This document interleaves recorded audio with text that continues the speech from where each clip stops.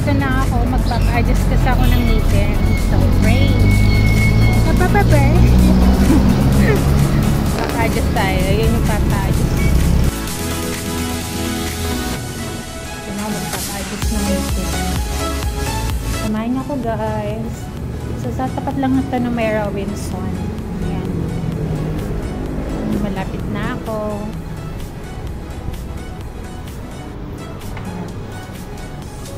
Dito ako nagpapa-adjust ng ngipin sa A&R Dental Clinic.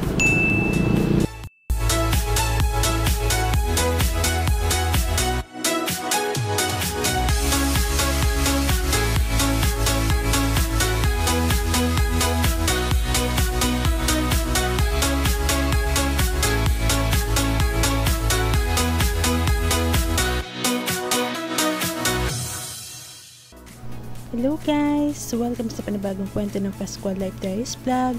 At ito na nga ako, sinimulan ng lagyan ng brace yung lower teeth ko after 4 months na malagyan yung upper teeth. Syempre, mahihirapan na naman tayo magbite ng 1 to 2 days kasi syempre, intense yung sakit niya as in. Then after that, kaka-adjust naman na. Share ko lang guys, nung una ako magpalagay ng brace, sobrang na-challenge ko talaga ako. Syempre, nahiya pa ang person and during that time, niyaya pa ako ni Natito kumain. At alam nyo ba, hirap na hirap ako kumagat.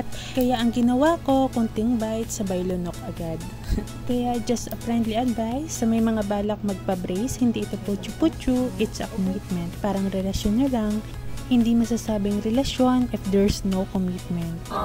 I'm thankful kasi yung dati kong pangarap na maayos yung ngipin ko, nasimulan ko na. Every month nga ho pala ako bumabalik sa clinic ni Doc para magpa-adjust. At alam niyo ho ba na napakaganda ng kanilang service, very approachable staff, mabait na doctor, and at the same time, magaan ang kamay nila. Then yun, sobrang na-enjoy ko yung treatment ko.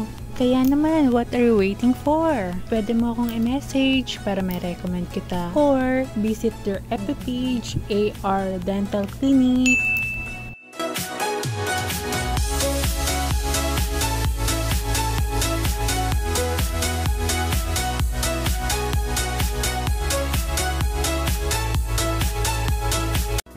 Tapos na yung adjustment ko. So, hihirapan ako magsalita ngayon. Sorry guys, ang pangit ang boses ko. Para ako singaw. Singaw na nga. Singaw. Cover na more. Hello guys! Musta ho kayo? Ngayon, pag-uusapan natin yung pag-ano ko ng brace. Kasi, for today's video, isi-share ko sa inyo yung naging karanasan ko within this day. Kasi, na-start na po yung baba na lower teeth ko na malagyan siya ng brace and may barrier na din, nalagyan na din ng plain bite or bite plane. Nilagyan na ni Doc para makatulong dun sa pag-bite ko at hindi siya madama yung mga bracket naman kasi pag walang barrier ang tendency matatanggal yung mga bracket niya. Pupunta ako sa clinic and then ayusin ulit nila. Actually, pinalate talaga yung lower teeth ko para mas effective yung treatment. Sabi ni Doc nung una, yung taas lang kasi yung nilagyan niya ng brace. And nakita niya na masyadong overbite or hindi man magkaugma dun sa lower teeth ko. Kaya ito ngayon, unexpected ko kasi nalagyan siya ng brace.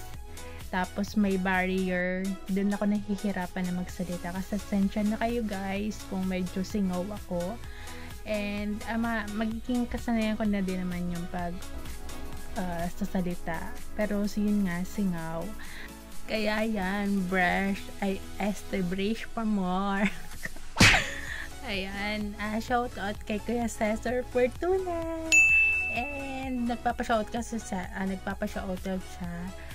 Bulol na ako. Ang hirap guys magsalita lalo na pag magkadikit yung S tsaka R. And yun, nahihirapan ako magsalita. Thank you nga pala sa mga followers ko dyan. And I hope na mag-grow pa po tayo soon. And thank you po sa support. Samahan niyo po ako hanggang dulo. Hindi po mangyayari ito. Hindi po maisasakatuparan yung pangarap ko na mag-vlog nang wala kayo. Kaya thank you so much po.